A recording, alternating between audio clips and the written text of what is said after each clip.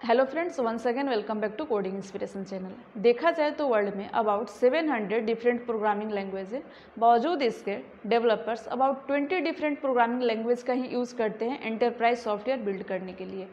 जो भी डेवलपर अपना कोडिंग स्टार्ट करते हैं वो या तो स्कूल से स्टार्ट करते हैं, यूनिवर्सिटी से स्टार्ट करते हैं, या फिर जब अपने करियर का स्टार्ट करते हैं तब वो कोडिंग करना स्टार्ट करते हैं। जो भी डेवलपर कोडिंग करना स्टार्ट करते हैं या स्टूडेंट कोडिंग करना स्टार्ट करते हैं तो उनके दिमाग में सबसे पहले क्वेश्चन आता है कि हमें कौन सा प्रोग्रामिंग लैंग्वेज सबसे पहले सीखना चाहिए। जब आप कॉलेज या यूनिवर्सिटी में होते हैं तब आपको सबसे पहले सी प्रोग्रामिंग लैंग्वेज को सीखने के लिए दिया जाता है। तो आज के इस वीडियो में हम बात करेंगे कि जो भी डेवलपर कोडिंग करना स्टार्ट करते हैं या जो भी डेवलपर कोडिंग सीख रहे हैं उनको सबसे पहले सी प्रोग्रामिंग लैंग्वेज ही क्यों सीखना चाहिए, यानी कि सी प्रोग्रामिंग लैंग्वेज में ही कोडिंग सबसे पहले क्यों करना चाहिए। आजकल के जो मॉडर्न कम्युनिटी है सी प्रोग्रामिंग लैंग्वेज का यूज़ करना कुछ ज़्यादा पसंद नहीं करती है, क्योंकि आजकल के जो मॉडर्न प्रोग्रामिंग लैंग्वेज मार्केट में आए हुए हैं जैसे पाइथन, जावा स्क्रिप्ट, ये बहुत ज़्यादा ईजी एंड फ्लेक्सिबल है सी प्रोग्रामिंग लैंग्वेज से। बावजूद इसके आज भी सी प्रोग्रामिंग लैंग्वेज को एक बेटर चॉइस माना जाता है जब हमें हार्डवेयर रिलेटेड प्रोजेक्ट करना होता है।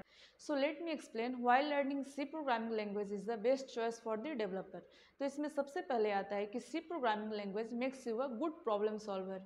सी प्रोग्रामिंग लैंग्वेज को गुड प्रॉब्लम सॉल्वर क्यों कहा जाता है? तो देखिए, आजकल के जो मॉडर्न प्रोग्रामिंग लैंग्वेज आए हुए हैं मार्केट में उसमें बहुत सारे ऐसे बिल्ट इन फंक्शंस होते हैं या जो भी लाइब्रेरी होती है आजकल के जो मॉडर्न प्रोग्रामिंग लैंग्वेज है उससे हम यूज़ करके जितने भी एल्गोरिदम या बड़े बड़े जो कॉम्प्लेक्स फंक्शंस होते हैं या कॉम्प्लेक्स जो बिजनेस होते हैं, कॉम्प्लेक्सिटी होती है जो प्रोग्रामिंग लैंग्वेज की, उसे हम सॉल्व कर देते हैं बिना किसी कोड के।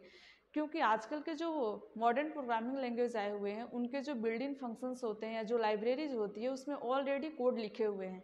तो अगर हम सी प्रोग्रामिंग लैंग्वेज ना सीख करके जंप कर जाते हैं आजकल के मॉडर्न प्रोग्रामिंग लैंग्वेज में तो हम एल्गोरिदम नहीं सीख पाएंगे, यानी कि प्रॉब्लम सॉल्व करने की जो कैपेसिटी होती है हमारे अंदर नहीं आ पाएगी, क्योंकि हमें ऐसे बड़े बड़े कॉम्प्लेक्स प्रॉब्लम फेस करने ही नहीं पड़ेंगे। क्योंकि आजकल के जो मॉडर्न प्रोग्रामिंग लैंग्वेज आई हुई है मार्केट में उसमें ऑलरेडी ऐसे लाइब्रेरी इंक्लूड किए हुए हैं जहाँ पे जितने भी कॉम्प्लेक्स बिजनेस हैं, कॉम्प्लेक्स जो भी प्रॉब्लम है उसके बिल्डिंग फंक्शंस या लाइब्रेरी हैं जिसे हम इंक्लूड करके प्रॉब्लम सॉल्व कर देते हैं। लेकिन सी प्रोग्रामिंग लैंग्वेज में ऐसा नहीं होता है।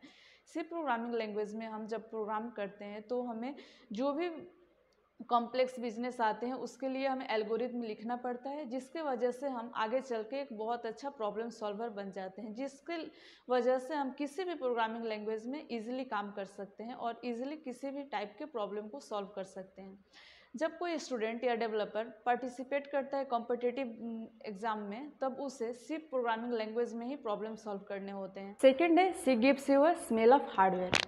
इसका मतलब है कि जब तक हम सी प्रोग्रामिंग लैंग्वेज में कोडिंग नहीं करेंगे, प्रोग्रामिंग नहीं करेंगे, तो हमारा जो कंप्यूटर हार्डवेयर है वो हमारे कोडिंग के साथ, हमारे प्रोग्रामिंग के साथ कैसे काम करता है इसका एक्सपीरियंस हम नहीं कर पाएंगे। तो आजकल के जो मॉडर्न प्रोग्रामिंग लैंग्वेज है वो हार्डवेयर रिलेटेड जितने भी प्रॉब्लम है वो ऑलरेडी खुद से ही सॉल्व कर लेती है, जिसकी वजह से डेवलपर कुछ मेन टॉपिक को स्किप कर जाते हैं और वो हार्डवेयर रिलेटेड हमारे कोड को एक्सपीरियंस नहीं कर पाते हैं। जैसे कि फाइल हैंडलिंग, मेमोरी मैनेजमेंट, ये जितने भी टॉपिक हैं जो हार्डवेयर रिलेटेड है, जो भी हम कोड करते टाइम हमें ध्यान में रखना चाहिए, उसे हम स्किप कर जाते हैं क्योंकि हम इनिशियल लेवल में सी प्रोग्रामिंग लैंग्वेज में काम नहीं कर पाते हैं। तो चूंकि आजकल के जो मॉडर्न प्रोग्रामिंग लैंग्वेज है वो हार्डवेयर रिलेटेड प्रॉब्लम को पूरी तरह से हाइड कर देती है। कहने का मतलब है कि हम इनिशियल लेवल पे ही मॉडर्न प्रोग्रामिंग लैंग्वेज में अगर काम करना स्टार्ट कर देते हैं तो हम कुछ इंपॉर्टेंट पॉइंट स्किप कर जाते हैं, जैसे कि मेमोरी मैनेजमेंट। हम जो कोड लिखते हैं वो बैकग्राउंड में यानी कि हार्डवेयर में वो कैसे मेमोरी मैनेजमेंट करता है, इस सब पॉइंट को हम स्किप कर जाते हैं। मेमोरी मैनेजमेंट हो गया, फाइल हैंडलिंग हो गया, कोड ऑप्टिमाइजेशन हो गया, बहुत ही इंपॉर्टेंट टॉपिक है जिसे हम स्किप कर जाते हैं क्योंकि हम सी प्रोग्रामिंग लैंग्वेज में काम नहीं करते हैं। तो आजकल के जो मॉडर्न प्रोग्रामिंग लैंग्वेज है वो ऑटोमेटिक ही हैंडल कर लेती है हार्डवेयर रिलेटेड प्रॉब्लम्स को, जैसे कि मेमोरी एलोकेशन, मेमोरी डीलोकेशंस। लेकिन अगर सी में हम कोड करते हैं तो हमें हाई लेवल कोडिंग करके ऐसे प्रॉब्लम्स को यानी कि हार्डवेयर रिलेटेड प्रॉब्लम्स को सॉल्व करना पड़ता है। अगर आप इनिशियल लेवल में सी प्रोग्रामिंग में काम करते हैं, सी में कोडिंग करते हैं, प्रोग्रामिंग करते हैं, तो आप एक बहुत ही अच्छा एक्सपीरियंस कर पाएंगे हार्डवेयर हमारे कोड के साथ कैसे काम करता है। तो इसीलिए कहा जाता है कि इनिशियल लेवल में यानी कि स्टार्टिंग में हमें सी में प्रोग्रामिंग करना चाहिए ताकि हम कंप्यूटर हार्डवेयर और कंप्यूटर सॉफ्टवेयर कैसे काम करता है एक साथ, यानी कि हम जो कंप्यूटर प्रोग्राम लिखते हैं, कोड करते हैं, वो हमारे कंप्यूटर हार्डवेयर के साथ कैसे काम करता है, इसके बारे में हम अच्छे से समझ सकें।